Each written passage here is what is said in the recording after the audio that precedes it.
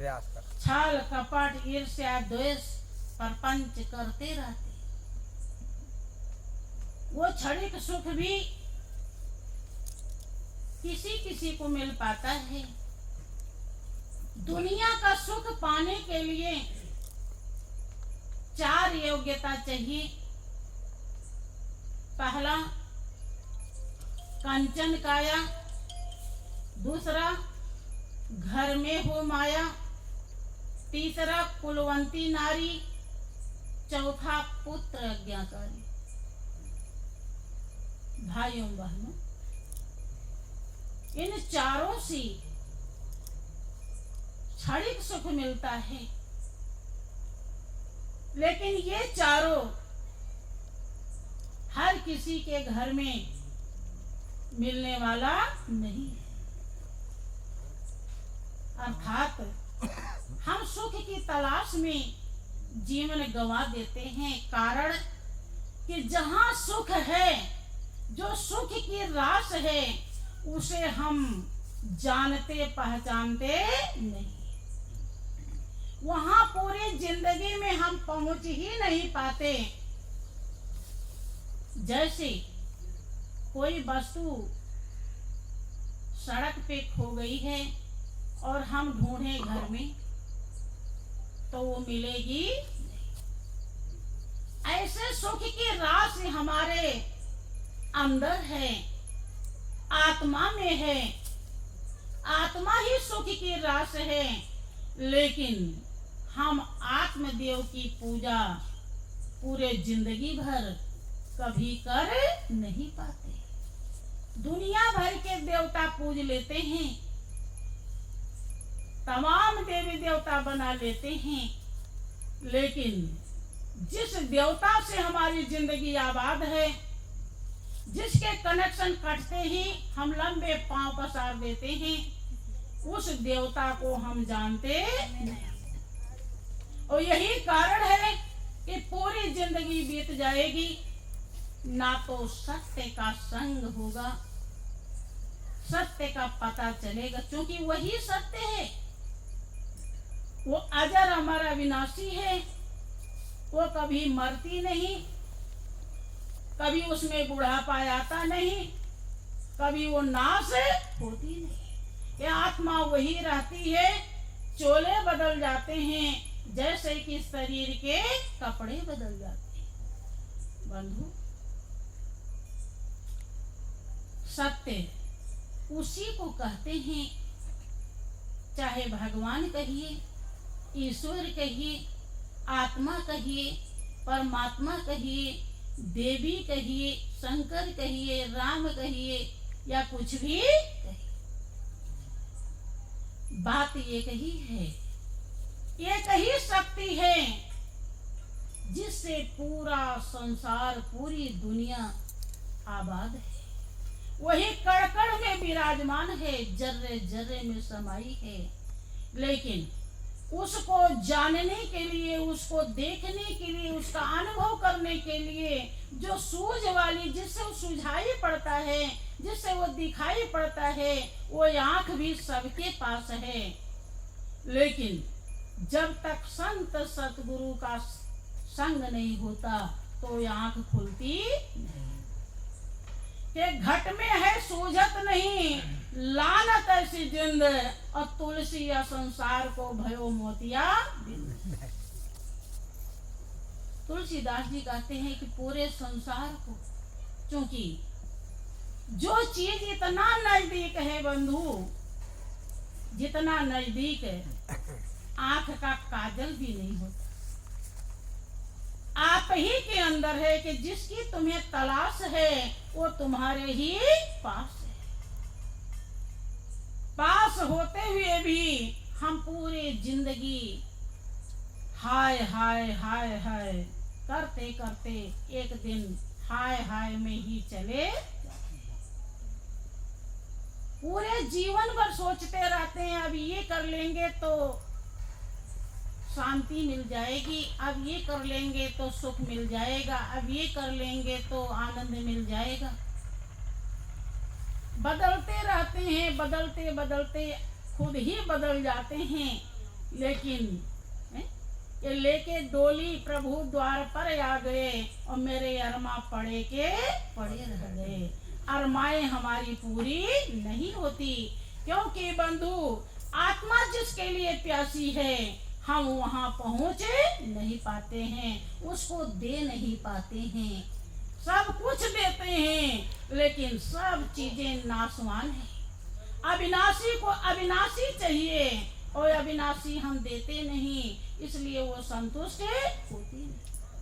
अब इतना तो समझ ही गए होंगे कि सत्य किसे कहते हैं। वही परम सत्ता जिसको आप भगवान कहते हैं, ईश्वर अल्लाह गॉड कहते हैं, वही सत्य है।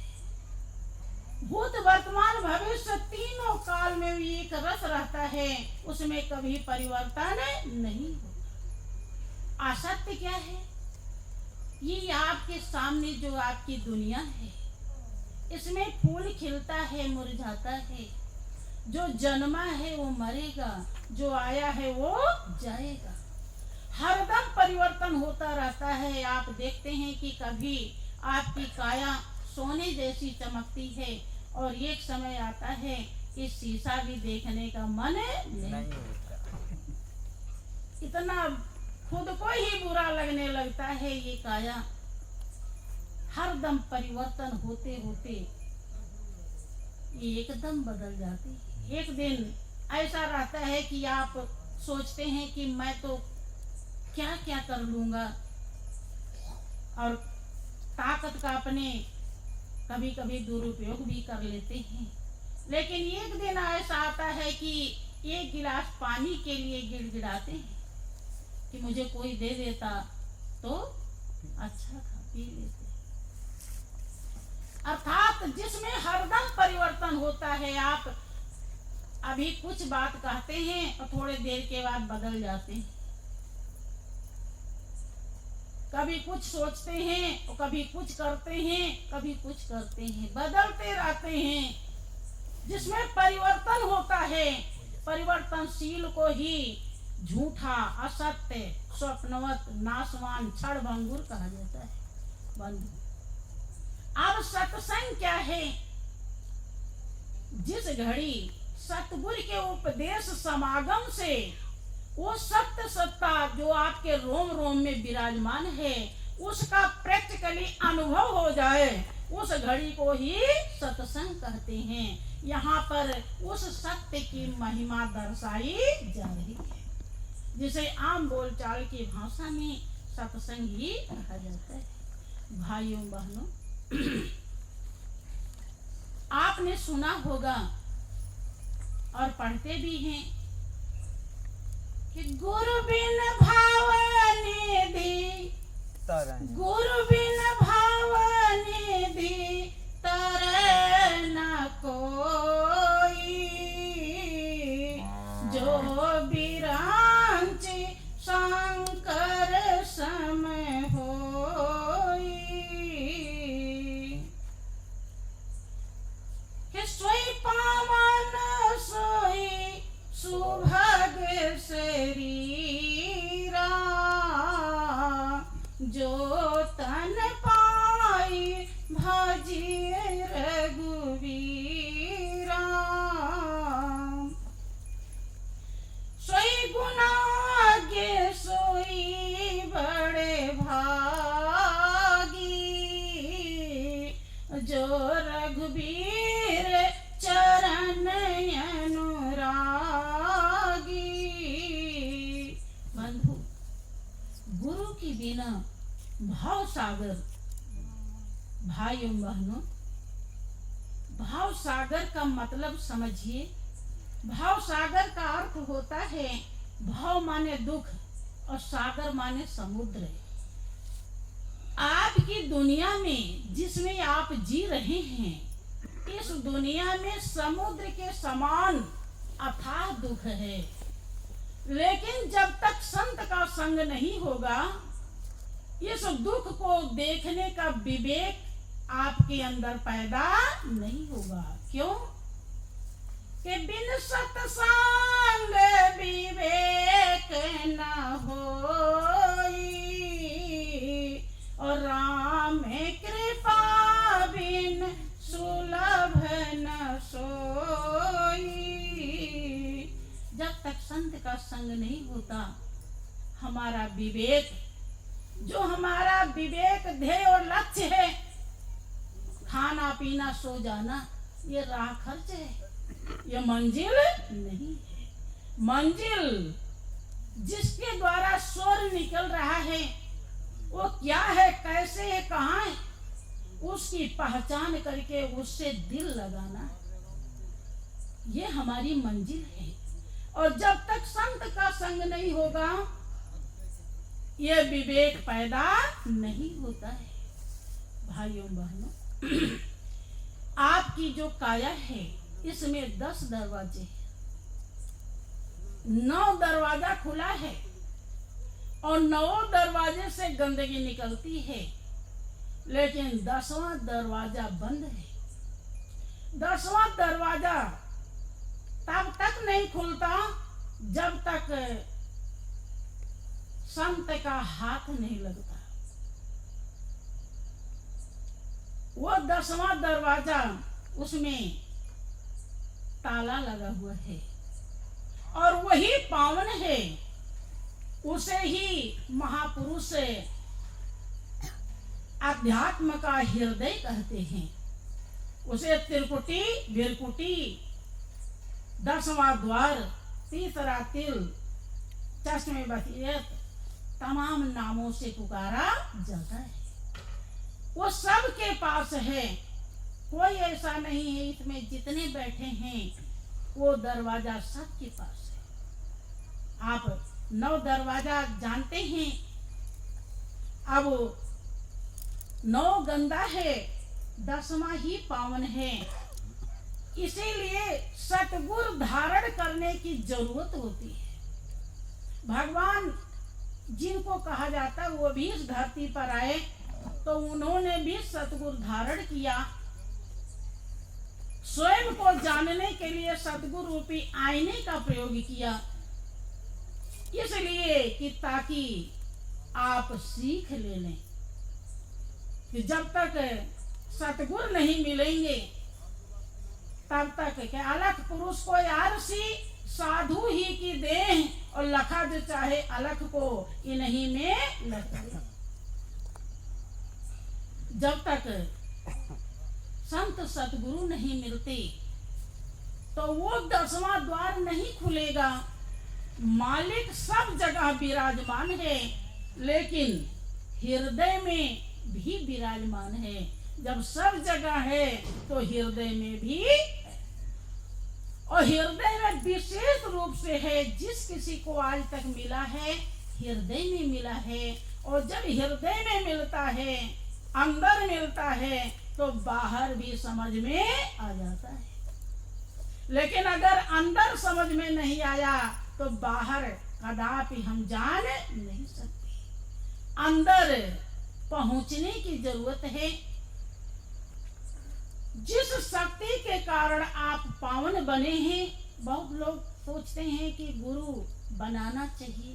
बंधु, पहली बात, गुरु बनाए नहीं जाते, गुरु भगवान से बड़े कहे जाते हैं। गुरु धारण किए जाते हैं। अपने से जो चीज हम बनाते हैं, वो अपने से छोटी होती है। वो बनाने के विषय नहीं है, वो धारण करने के विषय हैं। धारण किए जाते हैं। और क्यों किए जाते हैं? क्योंकि जब तक सतगुरु नहीं मिलेंगे, तब तक गोविंद की, परमात्मा की पहचान नहीं हो सकती। और पहचान ही नहीं हुई तो प्रेम नहीं होगा, और प्रेम नहीं होगा तो याद नहीं आएगी। और अगर मालिक की याद नहीं आई, तो भाइयों बहनों, पूरे जिंदगी भर मोर और तोर की ही याद आती रहेगी। और यही माया है। और जहां तक माया है, वहां सब झूठ ही झूठ है। कुछ भी हासिल होने वाला नहीं है। बंधु, परमात्मा निर्दोष है, निर्विकार है, निर्लिप्त है, निष्पाप है। जब हम उसे याद करते हैं, तब हम निर्लिप्त हो जाते हैं उतनी देर के लिए, और निष्पाप हो जाते हैं, निर्विकार हो जाते हैं, निर्दोष हो जाते हैं। इसीलिए दुनिया में याद करने लायक, प्रेम लगाने लायक, दिल में बसाने लायक अगर कुछ है तो वो मालिक है। मालिक को जानने के बाद कोई भी पराया दिखाई नहीं पड़ता, क्योंकि सबके अंदर वही मौजूद है। तुलसीदास जी ने जब उस परम सत्ता को अपने हृदय में बोध किया, तब उन्होंने कहा कि सिया राम मैं सब जग जानी, और करऊं प्रणाम जोर जुग पानी।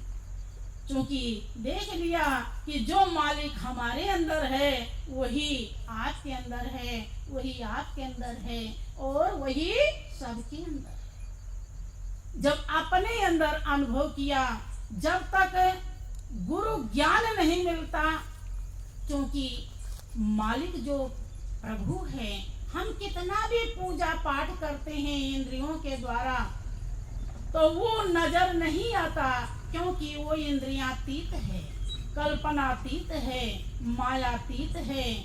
5 ज्ञान इंद्रियां, 5 कर्म इंद्रियां, 11वां मन, 12वां बुद्धि, इन 12 से ऊपर का जब टेक्निक, फार्मूला, रास्ता, पौड़ी आपको मिलेगा, तब वो नजर आएगा। और नजर आने में इतनी देर लगती है, जैसे तार में बिजली आ रही, टेस्टर लगाइए तो पता चल जाएगा बिजली है या नहीं। इतने ही देर में आपके अंदर की जो बिजली है, शक्ति है, जिसके कारण आप यहाँ बैठे हैं, और जिस दिन उसका कनेक्शन कटेगा तो लंबा पांव पसार देंगे, और फिर इसे कोई छूना भी पसंद। उसी शक्ति के कारण आप पावन बने हैं बंधु। जब उसका कनेक्शन कट जाता है तो आप पवित्र हो जाते हैं। जिस बिस्तर पर आप लेटे होते हो, बिस्तर भी लोग या तो फेंक देते हैं या उसे धोते हैं। अब उस शक्ति को जब तक आप अनुभव नहीं करेंगे, दर्शन नहीं करेंगे, दीदार नहीं करेंगे, तब तक आपका जीवन पवित्र नहीं होता। इसीलिए गुरु धारण करना नितांत आवश्यक होता है। अपने को हम तब तक नहीं जान पाएंगे जब तक गुरु धारण नहीं करेंगे। तो आगे आप लोग समझेंगे। बोलिए प्रेम से श्री सच्चिदानंद भगवान की जय, श्री सद्गुरुदेव महाराज की जय।